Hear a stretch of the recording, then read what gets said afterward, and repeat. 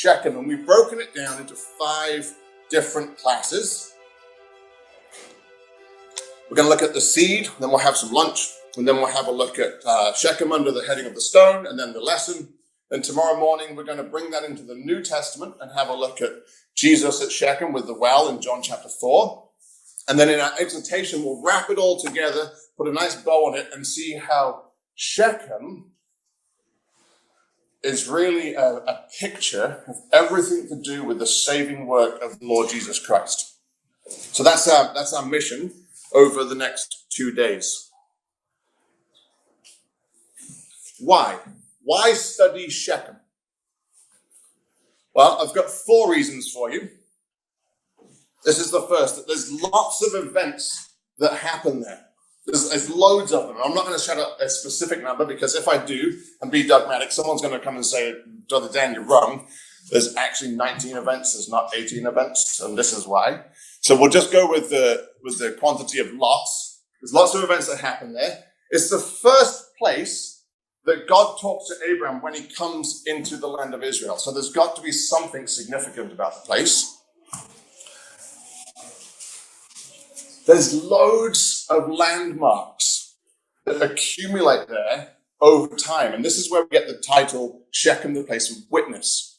And we'll build that out, and we'll see that as we go through our classes. And then there's 42 verses which are dedicated in the New Testament to the only event that happens at Shechem in the New Testament.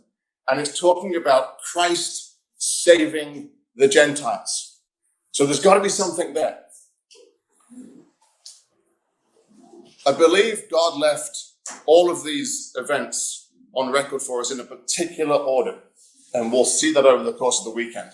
We could build an epic set of studies, and we could weave intricate threads and leave suspense and thrills and everything else. But I want to show you this weekend, and young people, I've done it in this way because I want to show you something. When I was growing up, Bible study was something that everybody was told, you do Bible study. I am not an academic. I dropped out of high school. I was homeschooled for a little bit, and Mum said, okay, here's all your books. And so I pick up the book, and then I pick up Harry Potter and put it inside the book, classic move, and read it. I am not an academic. But when it comes to Bible study, all Bible study is reading the Word of God and trying to make connections. So you could do this study, and you could present this study, and you could find out everything that I've found out, and all you have to do is type in the word Shechem into a search engine. And then you read each event that happens there. You think about it for a little bit, and you think, okay, what's that? You break it down. And then you read the next event, and you read the context. Okay, awesome. And then you read the next event, and eventually you build this picture, and wow, there's something there. And that's all this study is. It's very elementary when it comes like in the format of a study. So hopefully you can see that, and I encourage you all to open your Bibles, do Bible study. It's not overwhelming. If you want to go and study Revelation, have at it. Good luck.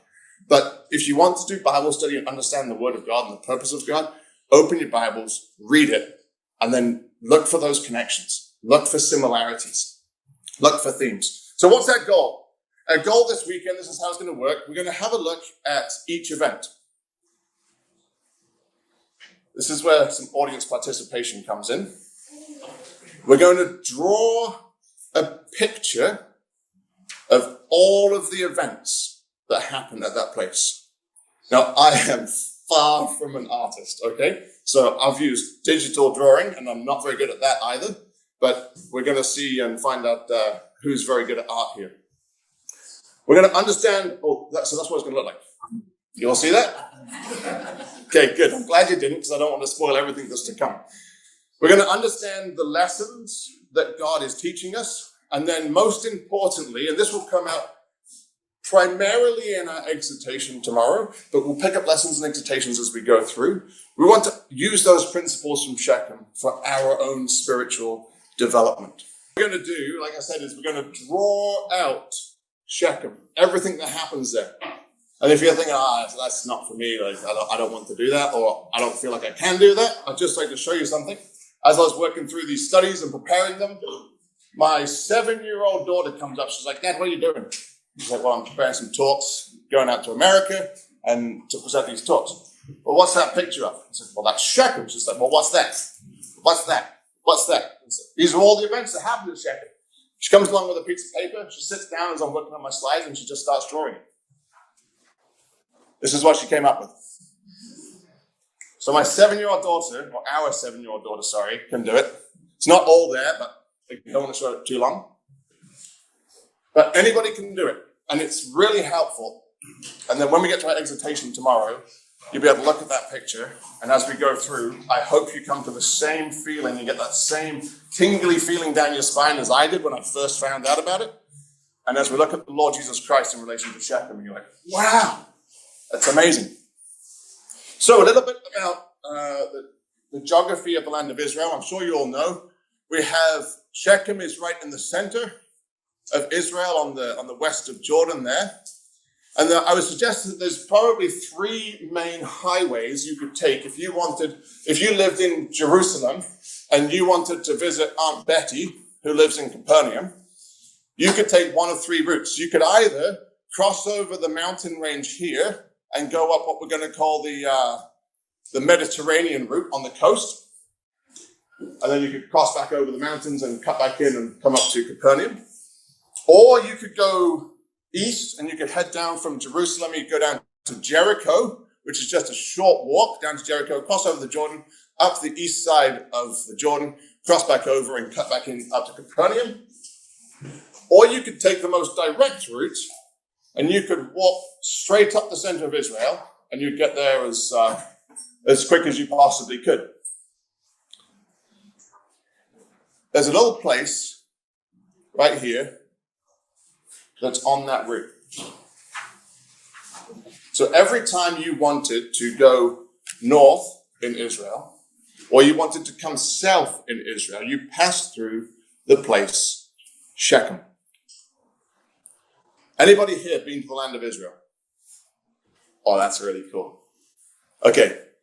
Anybody here been to Shechem? That's even cooler. Okay, so I think I was trying to remember back, I have a terrible memory. I think it was in 2011, and Hannah, you might have been on the same trip, yeah. Hannah was on the same trip. And we took a bulletproof vehicle and I believe we came around the back of this mountain here, and we walked up and we stood kind of right around here on the top of the tree line. That mountain on the left, on your left, is Mount Gerizim. And the mountain on the right is Mount Ebal. And then down in the valley, we have the city right down here. And this is looking at it if you are standing with your back to the River Jordan. So you're looking west at the city. So Mount Gerizim is going to be on the south, and Mount Ebal is going to be on the north. What does Shechem mean? Shechem means the back or the shoulder. And it's referring to this part right here.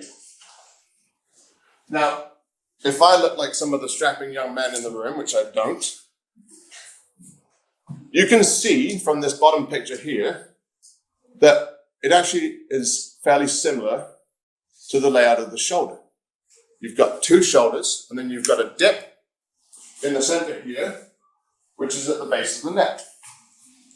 And if you look at the root word for Shechem, and I'm far from a Hebrew scholar as well, like I said, I'm not an academic, it means this. It means a place of burdens. And if you were in a third world country, or you lived back in the day, and you wanted to carry 2 jugs of water, you would have what we call a yoke. And that yoke, as you can see by this canoe here, that yoke has a spot for your neck here, and then it sits on this location, on these 2 muscles here, and you would carry that yoke and you would bear that burden on your shoulders. If you want to plow a field, you would get 2 oxen and you would yoke them together, and that yoke would sit right in front of their shoulders at the base of the neck. What does Paul say about a yoke in the New Testament? Do not be unevenly yoked. Absolutely. Love it. So we have this beautiful picture here of being unequally yoked. Why don't we want to be unequally yoked? You don't pull consistently. Because you're not pulling consistently, because we're a family that's heading towards a kingdom. And if you want to affiliate yourselves and yoke yourselves with the world, they're going to be pulling in that direction, and you're going to be pulling in that direction, and somebody is going to be stronger. Do not be unequally yoked. And that, I would suggest, is one of the main themes that runs through Shechem. Okay, let's start drawing. This is what it's going to look like. Write your name on the back of the piece of paper, and then we're going to draw this out. So we're going to have, as you can see by my amazing artistic skills, we're going to have two mountains. We're going to have Mount Gerizim, which stands at 2,930 feet above sea level on the left-hand side. And then we're going to have a valley. And then we're going to have Mount Ebal, which stands at 3,120-something feet on the right-hand side. So Mount Ebal is very slightly taller than Mount Gerizim. What do we know is at Shechem already that's not on that picture?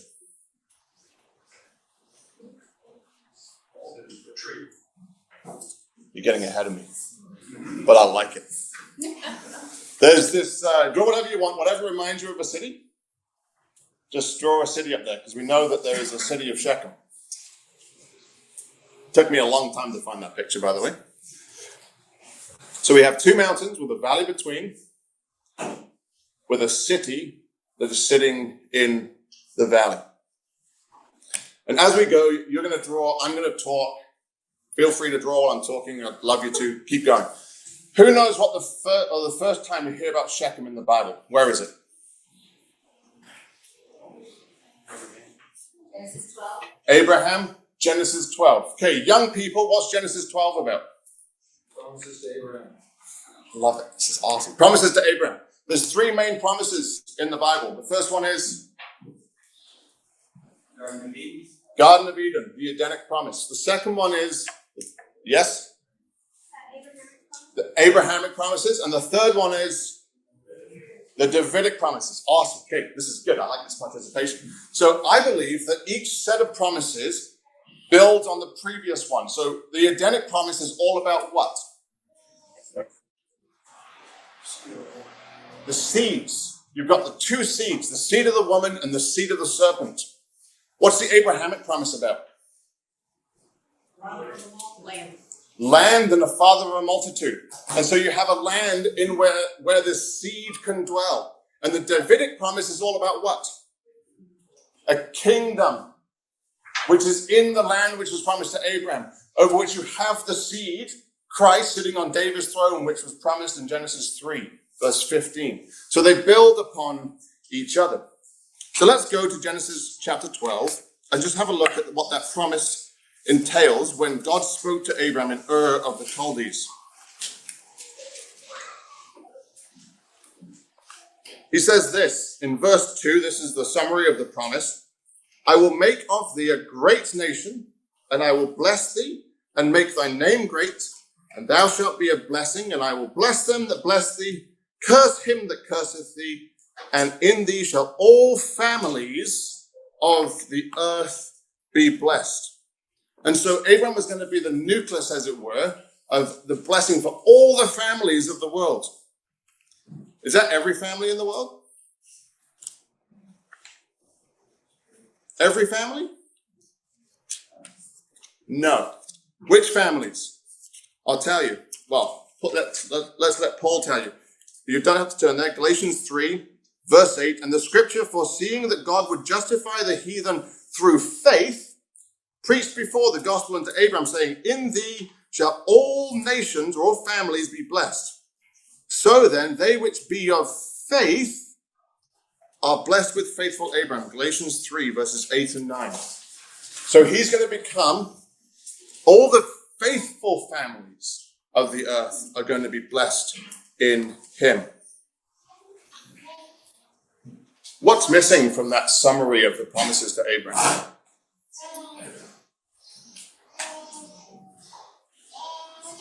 It's promised in the Edenic promise. The seed. So when Abraham was in the land of Ur of the Chaldees, and God says, get you out into a country or land that I'm going to show you, there's no mention of the seed. This is the cool part. Verse 5 of Genesis 12. And Abraham took Sarai, his wife, and Lot, his brother's son, so his nephew, and all their substance that they had gathered, and the souls that they had gotten in Haran, and they went forth to go into the land of Canaan. And into the land of Canaan they came. Does anyone find that odd that it repeats it? Do you see the difference between those two statements? The first is this. They went forth to go into the land of Canaan. That is a decision that Abraham and his family made. We are going to go into the land of Canaan. The second part of it, and into the land of Canaan they came, is the action that follows from that decision. Keep that in mind. Verse 6, and Abraham passed through the land unto the place of Shechem, unto the plain of Moreh, and the Canaanite was then in the land. Is that odd that it says that? That the Canaanite was in the land? Because they went forth to go into the land of Canaan. Into the land of Canaan they came, and God says, do you know the Canaanite was there? Anyone find that weird?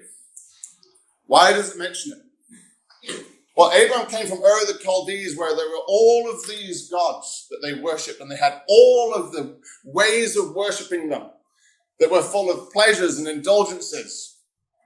And then he comes into this new land. And they go into the land of Canaan and they see how they worship and they see their gods. And now Abraham has a choice to make. Verse 7, and Yahweh appeared unto Abraham and said. Now, if I was writing this story, it would go something like this. Abraham's coming into the land. I've said, Abraham, come into the land and I'm going to promise you. And he comes into the land and I'm going to say, Abraham, good job. Well done for being so faithful. Awesome job of bringing all your family with you too. Great job of convincing them and telling them about the promises that I've made to you. Pat on the back. High fives all around. This is what the angel said at Shechem. Unto thy seed will I give this land. And then he disappears.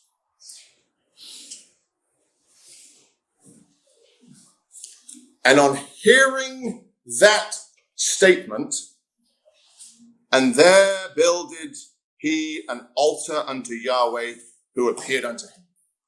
He heard one statement, unto thy seed will I give this land. And he says, I'm not going to serve the Canaanite, which is in the land. I'm not going to follow their gods. I'm going to build an altar to the God who just appeared to me at Shechem. And now we have the seed associated with Abraham. Where? At Shechem. So the first time we're introduced to Shechem in the Bible, we're introduced to the father of the promises, and we're introduced to the seed. Who is the seed spoken about in Genesis? Christ. Galatians 3 verse 16. Now to Abraham and his seed were the promises made, and he says not to seeds as of many, but as one, and to thy seed, which is Christ. So Christ is associated with Abraham the first time we find Shechem in the Bible. It's the first place that God spoke to Abraham in the land. Where did he come from? He came up all the way from the north in the land of Haran, and he's got half of the land of Israel to walk through. And he keeps walking, and he keeps walking, and he keeps walking, and he comes to Shechem, and the angel appears to him. And the angel leaves. And then Abraham says, all right, this is it. He builds an altar to God. And then he journeys to Bethel, the house of God, builds another altar there, and starts to worship and call on the name of the Lord. So the seed is associated with Abraham at the first place in Shechem. And then Abraham builds an altar to worship God. There's a phrase that we need to understand before we move on here, and this is the phrase. The plain of Moreh. The word for plain, if some of you had an alternate translation to the King James, Authorized Version, you'll find it says, and he came unto the terebinth tree. And that's the word plain. It means a tree. And I'm going to suggest to you that it's an oak tree. And you'll see why in a little bit. So we have an oak tree, which is at Shechem. And we have, it's the oak of Moreh. Moreh means teaching. So Abraham comes through the land, he journeys through the land, he gets to Shechem by an oak of teaching, and God appears to him by that oak and says, unto thy seed I'll give this land. Builds an altar. Off he goes to Bethel. So now this is how it goes. Now we're going to draw an oak tree. And I would suggest, for reasons of a later class, that you draw it somewhere in the center of the plain that is in front of the city. I'll leave it up to you. But you can draw it wherever you want. So we have an oak tree. What else do we have there that we just read about in Genesis 12? What else is at Shechem? Next to the oak, there's an altar. So we also have an altar that Abraham builds next to the oak of teaching. Abraham has a son called Isaac. Isaac has a son called Jacob. And Jacob, the last words that he hears from his family's dwelling place are the murderous cries of his brother Esau as he flees for his life. He goes and he spends some time with Laban. He marries 2 wives. And then he needs to come back into the land of Israel. And so he comes back into the land of Israel and he meets Esau. And he's quite afraid because Esau's coming at him with 400 men, you remember, in Genesis 33. And it's quite a nice reunion. They get along, they hug, and they make up. And then we're told that Esau departed and went his own way. And Jacob, in Genesis 33 and verse 17, Jacob sojourned or journeyed to Succoth and built him an house and made booths for his cattle. Therefore, the name of the place is called Succoth, which means booth. So Jacob names that place Succoth because he built a house there and booths for his cattle. Then where does he go? And Jacob came to Shalem, a city of Shechem, Genesis 33, verse 18, which is in the land of Canaan. That doesn't work because Shalem isn't a place and Shechem isn't an area. So Jacob comes and pitches his tent towards the city. If you have an alternate version, you might have something like this. So the Rotherham's translation, the ASV and the ESV translate that phrase in verse 18 as this. And Jacob came in peace, which is shalom, Hebrew word shalom. He came in peace to the city of Shechem, which is in the land of Canaan. And we'll find some evidence to back that up as we work our way through Genesis 34 here. So verse 18, and Jacob came in peace to the city of Shechem, which is in the land of Canaan, when he came from Padan Aram, and he pitched his tent before the city. Who else in the history of Israel pitched his tent towards a city? Lot. How did that go for him? Not particularly well. Let's find out what happens to Jacob. Verse 19, and he bought a parcel of a field which he had spread, where he had spread his tent, at the hand of the children of Hamor, Shechem's father, for 100 pieces of money, and he erected there an altar and called it El Eloah Israel.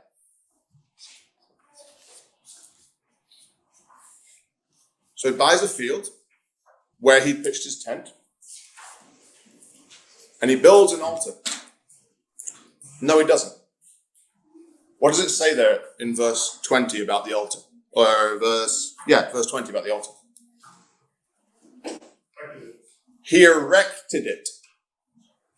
Different word to Genesis 12, verse 6. So Genesis 12, verse 6 means to build. So Abraham took stones, and he put a stone, and then he got another stone, and he built an altar by stacking or constructing stones together. When Jacob comes to Shechem, it should read this, and he made straight there an altar and called it El Eloah Israel, the mighty ones of Israel. Which altar did he make straight? His grandfather's. So Abraham builds an altar at Shechem when he comes there. First place that he stops in the land, he builds an altar. By the time Jacob gets there in Genesis 33, that altar apparently had been knocked down or destroyed or fallen over.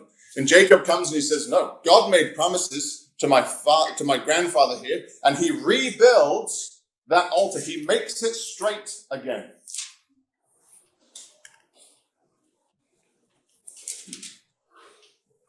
So what can we add to our picture? Here we have the best thing I could come up with anyway, with graphic design, which I am not a graphic designer. There's a field. It's green. It's got a boundary. That's all I got. What's in that field?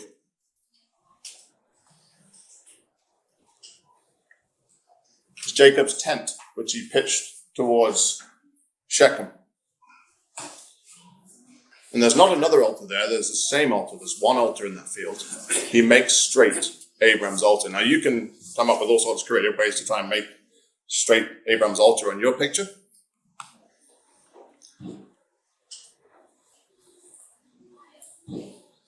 So they're at Shechem.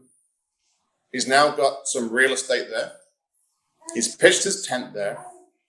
And all of his sons have gone out to feed the sheep. And we come to this interesting, we'll leave it at that word, interesting story that we had read for us in Genesis 34. We're introduced to one of Jacob's daughters. I think it's the only daughter that we know that's named of Jacob. I believe he had other daughters, but it's the only one that's named. And what does it tell us about Dinah? Verse 1, and Dinah, the daughter of Leah, which she bare unto Jacob, went out to see the daughters of the land. Do we blame her?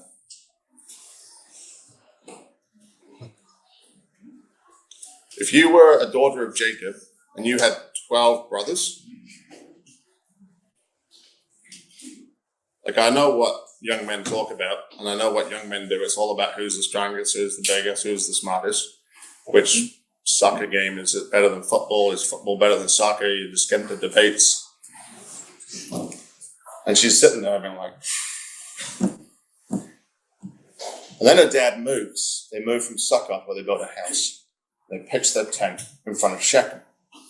And out come these beautiful, stunning friends that are her age. And they're dancing, and they're happy, and they're singing, and they're wearing amazing clothes. They look stunning. They've got all the latest gossip from what's happening in the land of Canaan. Their hair's braided and looks absolutely amazing. And she says, I'll just go hang out with them. Completely innocent motive, I would suggest. And when Shechem, the son of Hamor the Hivite, prince of the country, saw her, so now we're introduced to a strapping young man who could wear whatever clothes he wanted, whatever jewelry, whatever made him look good, didn't have too many responsibilities, could probably work out every day. And he's strutting through his city, which he's going to inherit, and he sees this girl who he's never seen before. She looks slightly different. And he took her and lay with her and humbled her.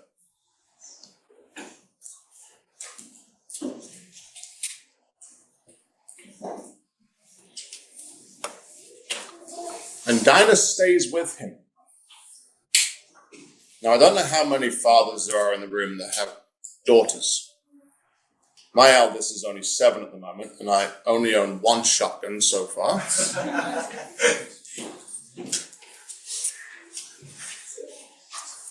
But if your daughter went out into the city, and then she didn't come home that night, what's going through your head, fathers? I don't need to know. I know what feeling I get when somebody tells my kid off, and they didn't do it. And it's this feeling that starts here, and it gets a little tight, it gets tighter, and it gets tighter until it squeezes that button inside me that I try not to push too often, which is the rage button. And it builds up, and it builds up, and it builds up. But if my daughter went out to the city and she didn't come home, and I went to bed at some time like Uncle John went to bed last night, and when I woke up in the morning and expected her to be in her bed, and she wasn't there, what would you do, fathers? Let's read what Jacob did. Verse 5, and Jacob heard that he had defiled Dinah, his daughter. Now his sons were with the cattle in the fields, and Jacob held his peace until they were come. I suggest that adds some weight to the translation in Genesis 33, where it says Jacob came peaceably to Shechem. He holds his peace. And Hamor, the father of Shechem, went out unto Jacob to commune with him. And the sons of Jacob came out of the field when they heard it. And I would suggest that they didn't come in peace. And the men were grieved, and they were very rough, because he had wrought folly in Israel in laying with Jacob's daughter, which thing ought not to be done. And so the world, the king of Shechem and his son, the prince, come to the ecclesia. And they come to reason with the ecclesia, because Shechem goes to his dad and he says, I really want her. She's the one, Dad. I'm in love. Go and convince that man out there that we should be together. And so Hamor comes out with his son Shechem, and he says, look at this good opportunity. It's an opportunity where we could build an affiliation between us. Like, I've got lots of prosperity and goods and wealth, and I've also got some sons and daughters in the city that haven't hitched up with someone yet, and you've got some sons and some daughters out here, so we could potentially build something together. Together. We could, Jacob, put, you know what, why don't we put a yoke between us? And you can be on this side of the yoke, and I'll be on this side of the yoke. And we'll head in the same direction together, and we'll build an empire, Jacob.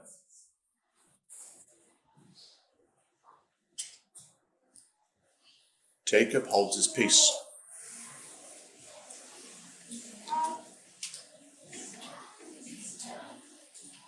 And the sons of Jacob, verse 13, answered Shechem and Hamor his father deceitfully, and said, because he had defiled Dinah their sister, and they said unto them, we cannot do this thing to give our sister to one that is uncircumcised, for that were a reproach unto us.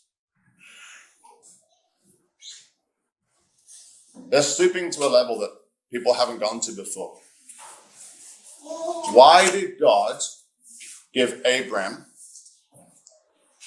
the covenant of circumcision?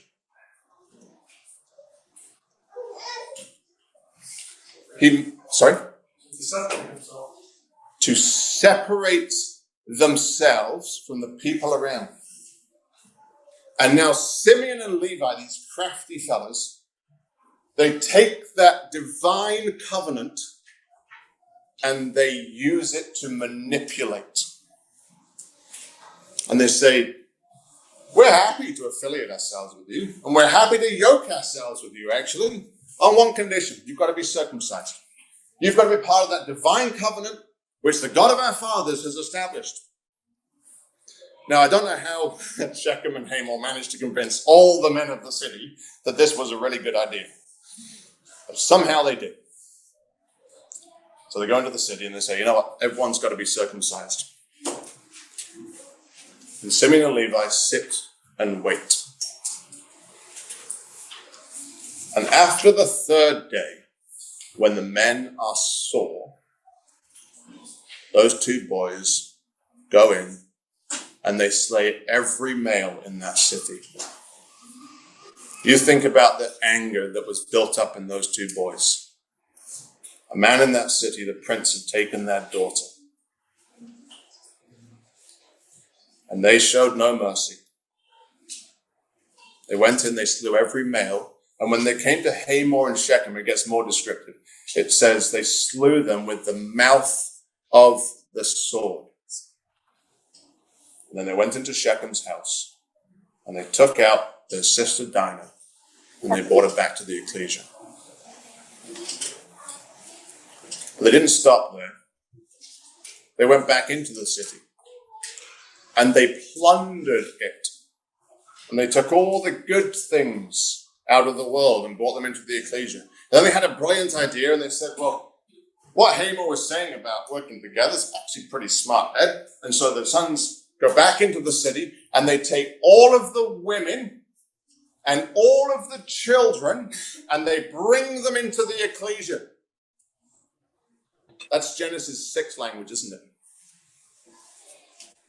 Which caused God to send a flood upon the world to destroy them.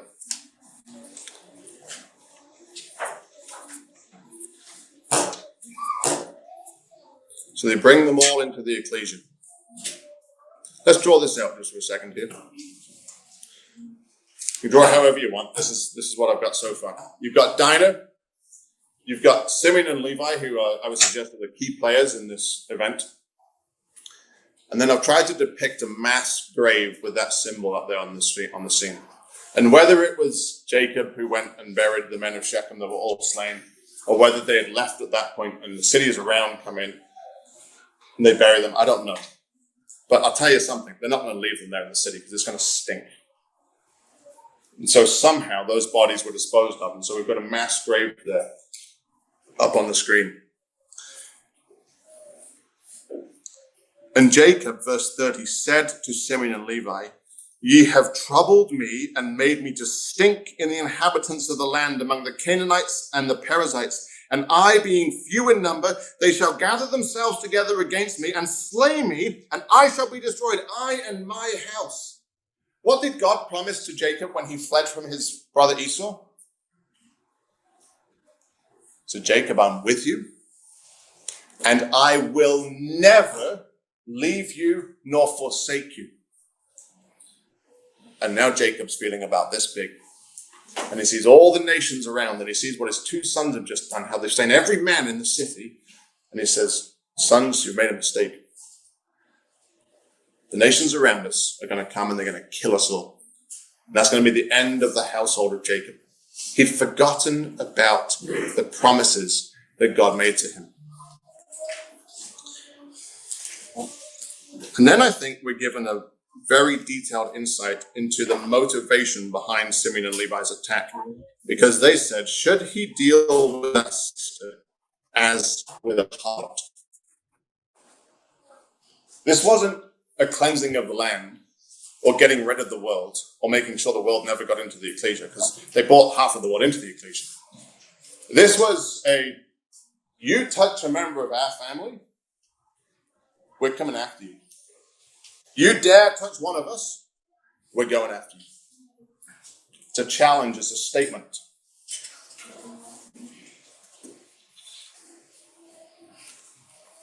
And then God intervenes, as God always does. Chapter 35. And God said unto Jacob, arise and go up to Bethel and dwell there. Who had just done that in the history of Israel? Who had taken that journey? From Shechem to Bethel, to the house of God. From the place of decision, the place where you decide who you're going to yoke yourself with, to the house of God. Abraham did when he came into the land. God appeared unto him in Shechem and says, unto thy seed I'll give this land. He builds an altar, and then he walks south and goes to Bethel, to the house of God, builds an altar there, and calls on the name of the Lord. So what's Jacob going to do? God tells him, go to Bethel and dwell there, and make there an altar unto God, just like Abraham did, that appeared unto thee when thou fleddest from the face of Esau thy brother. Then Jacob said unto his household and to all that were with him, put away the strange gods that are among you, and be clean, and change your garments, and let us arise and go up to Bethel, and I will make there an altar unto God, who appeared to me in the day of my distress, and was with me in the way which I went. Jacob now takes charge over his house. No longer are his sons going to disobey him.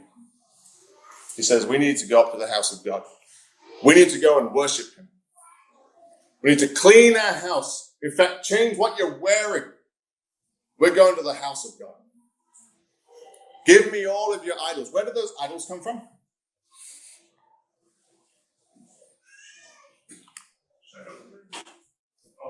Some of them definitely came from Shechem because the sons went in and they plundered the city.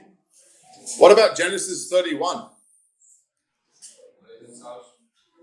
Right? Laban chases after Jacob and his family and says, you've taken stuff out of my house. And Jacob's favorite wife. My dad told me, he says, son, you want some marriage advice? Sure. Don't marry two sisters.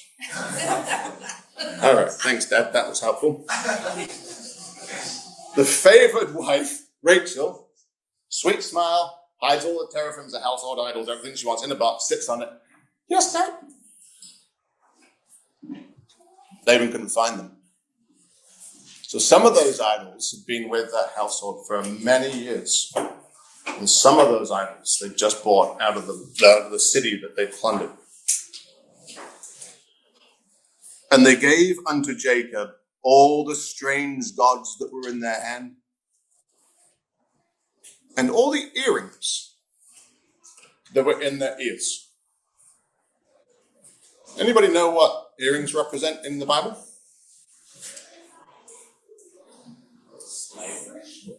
Slavery? Maybe. I don't know. I'm going to make a suggestion though. I'm going to make a suggestion that earrings represent potential idolatry. And you're going to say, well, prove it. Okay. What did Aaron ask all the people for when they came out of the wilderness when Moses was up the mountain and Joshua was halfway up? What did he ask them for? All of their earrings. And what did he do with those earrings? Made a golden calf. When Gideon in Judges chapter 8 subdued all the Midianites, and the people come to Gideon and say, can you rule over us? He says, I'm not going to rule over you. Neither my son going to rule over you. God rules over you. That was how faithful Gideon was. Then he goes back to his house. And he says, yeah, you know what? We need to convince the people that it's God that rules over them. Give me all of your earrings that we took off all the Midianites that we slain. And he builds an ephod. And I think he did it with the right motivation, the right reason, because he wanted to show that it wasn't his own strength, right? There was the sword of the Lord and of Gideon. And he builds an ephod. And that thing became a snare unto Gideon because all Israel worshipped him. Potential idolatry. Bounce it around. If you disagree with me, come and talk to me. If you agree with me, come and let me know. I think it represents potential idolatry. So Elohim tells Jacob to journey to Bethel and go to worship. Jacob knows what happened at Shechem probably wasn't right in the eyes of God. And he decides that they're going to purify the household. What does he do with all of those idols and the earrings? Let's read it. Verse 4. And they gave unto Jacob all the strange gods that were in their hand and all the earrings that were in their ears. And Jacob hid them under the oak which was by Shechem. He hid them where? Under the oak that was by Shechem.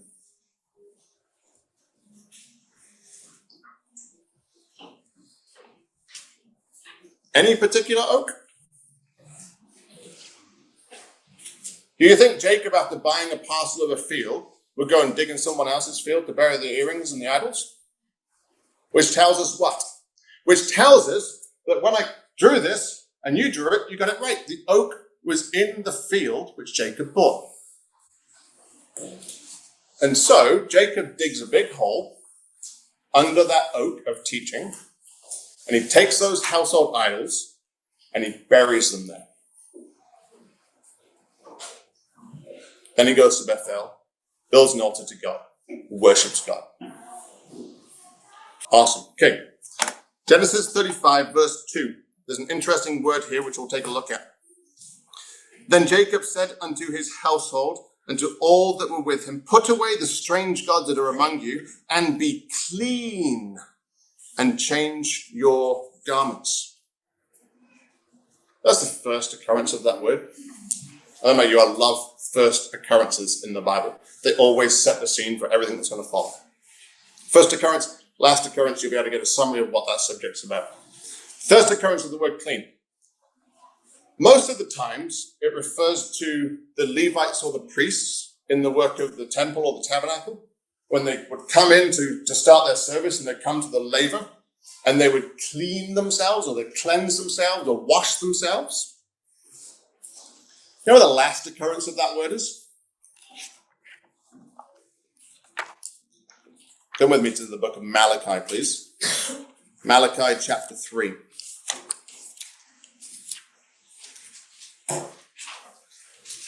Malachi chapter 3, and we're going to read the first 6 verses together.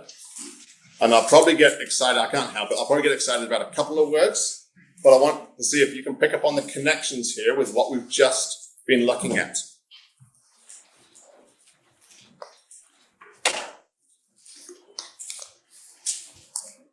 Okay, Malachi 3, the first 6 verses. Behold, I send my messenger, and he shall prepare the way before me. And the Lord whom ye seek shall suddenly come to his temple, even the messenger of the covenant, whom ye delight in. Behold, he shall come, saith Yahweh of hosts. But who may abide the day of his coming, verse 2? And who shall stand when he appeareth? For he is like a refiner's fire, and like fuller's soap. And he shall sit as a refiner and as a cleaner, that's the word, as a purifier of silver. And he shall purify who? He shall purify the sons of Levi, and purge them as gold and silver, that they may offer unto Yahweh an offering of righteousness. Who was it that went in and slew all the men of Shechem and plundered the city and took all the gold and silver? Simeon and Levi. Then shall the offering of Judah and Jerusalem be pleasant unto Yahweh, as in the days of old, and as in the former years. And I will come near to you to judgment, and I will be a swift witness against the sorcerers, and against the adulterers, and against false swearers,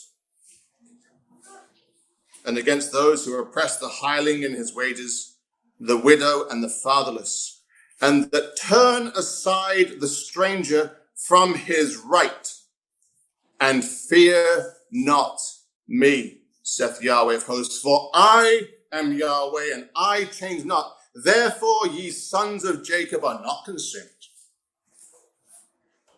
You see the connections? God says, I'm going to judge you, you house of Israel, you sons of Jacob. I'm going to judge you.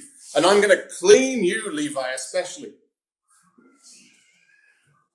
You're not going to be false swearers anymore. Yeah, we'll affiliate ourselves. Yeah, we can be a yoke with you. Yeah, come on, you shall be circumcised. Then they go and kill them. They swore falsely. They were deceitful. They turned aside the stranger from the right. Instead of teaching the men of Shechem about the ways of God and the promises to their fathers, they slew them because they did not fear Yahweh, and therefore the sons of Jacob are going to be consumed. What's the book of Malachi in this section referring to in the history of Israel? Suggests it's the time of Nehemiah. And it's when Nehemiah came into the temple and he threw out all of the strange gods that were among them. And he took Tobiah and he pulled him out of the storehouse in the temple where all of the stuff for the offerings should have been kept. And he made it his chamber. And he gets rid of him and he says, we don't associate ourselves with you. He cleans the temple. He purifies it. What did Jesus do in the New Testament when he came to the house of God? He took the money changers and those that traded, and he cleaned the temple and he purified it. What's Jesus going to do when he comes to take over the temple and build it? He's going to clean the land. And Jacob finally, in Genesis 35, understood that he had to take charge of his house. He had to make a decision, and that's another theme that runs through Shechem. He had to make a decision of who he was going to yoke himself with. Because all of us have a yoke. We're on the one side, and we have to figure out who we want on the other side. And after lunch, we'll have a look at a few more examples